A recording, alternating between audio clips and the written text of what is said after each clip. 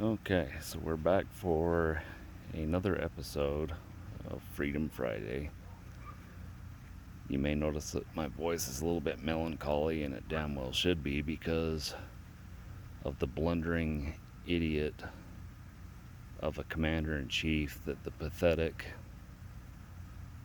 public of America voted for enough and or fraudulently counted votes that Biden is the president and commander in chief of the United States and its armed forces.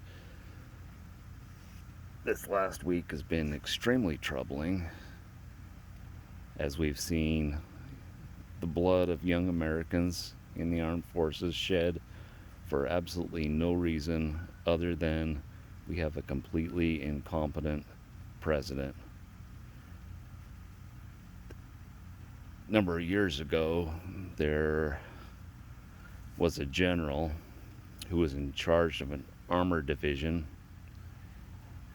in Africa in a war in which he was quite successful. He went to an infirmary during this time. The infirmary was not for those who suffered physical afflictions, gunshot wounds, loss of limbs, or anything of that nature. It was an infirmary for, at the time, what they diagnosed as shell shock. Today they would call it PTSD, war fatigue, certainly a mental condition that is very real. But this general went in and visited some of the men at this infirmary site, and as the story goes, he actually pulled his gun on one of the men there and slapped and or pistol whipped another man there and told him to basically get their head together, get back in the game, and get out there and fight for the cause of freedom. Because of the gestures that this general exhibited in this particular instance, during World War II, he was assigned, not in a field capacity, but in a training capacity, to train armor divisions to shoot at inflatable tanks at distance, to train the men in fairly realistic scenarios of how to deploy their weapons from their armor and destroy other armor. Later, during the assault, after D-Day, and when the American and Allied forces were trying to take over the continent of Europe from the Axis forces, namely Nazi Germany, he was extremely successful, and a big portion of the reason that the Allies succeeded in their deeds, which were endorsed by God.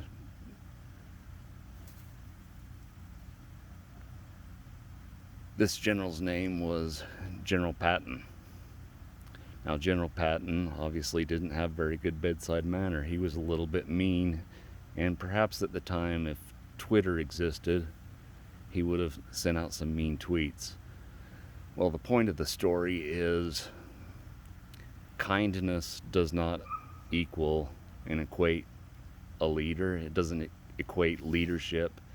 It doesn't equate positive leadership, and certainly not the leadership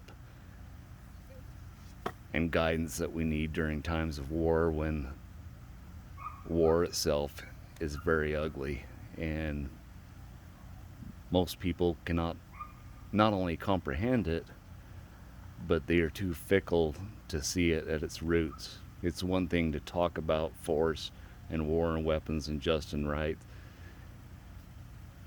It's quite another when you're standing side by side with people that you've come to know, people that you've befriended, people that you love, to see their limbs blown off as they pick them up on the sandy beaches of France, carrying them around looking with dark shadowed eyes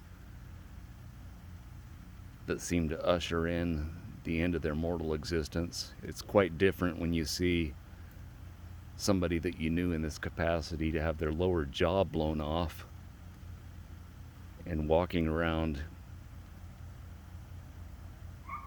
with nothing to say, but I need my mom, and nobody can blame them for that. But in times of trouble, leadership, effective leadership, isn't always nice. Sometimes effective leadership can lack bedside manner. Effective leadership can be tough. But when you look at the difference between what happened in Italy when a general was not assigned to the field but assigned to a training division versus the events that took place in the days that followed D-Day and the invasion of Europe and going into France, Normandy, the beaches of Juneau, Sword, Utah, Omaha, and what had to take place there, we're seeing the exact metaphoric, symbolic difference in leadership that we did between Trump, somebody that maybe wasn't quite as eloquent as he should have been, somebody that said things that might hurt some people mentally, versus Biden that we have now, who was generally a nice guy, and that's why we elected him. Well, Biden got elected, Americans died, American soldiers died needlessly because of his complete flawed lack and vacuum of leadership that exists.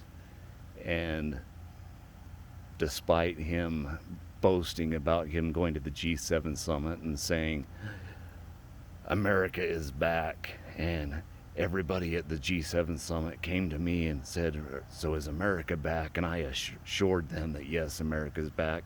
Biden is a dismal failure. He's a traitor. He should resign immediately, and he doesn't deserve to walk on the same soil that any of these soldiers, Americans, patriots, allies of America that were Afghanis, who helped interpret, who helped establish the lay of the political land. He doesn't deserve to tread on the same ground that many of these men bled and died on, and certainly in the coming days and weeks, more of these men will bleed, die, and be tortured on. So when they say elections have consequences, that's absolutely right. Elections have consequences, and this last election, even if there wasn't enough fraud taking place to have thrown the election, and we can take it at face value that Biden was elected, this was a failure on the president. This was a complete failure on the electorate by voting for such a president. And unfortunately, sometimes it takes hard times for people to realize the cold, hard reality that sometimes the nice guy isn't the right guy.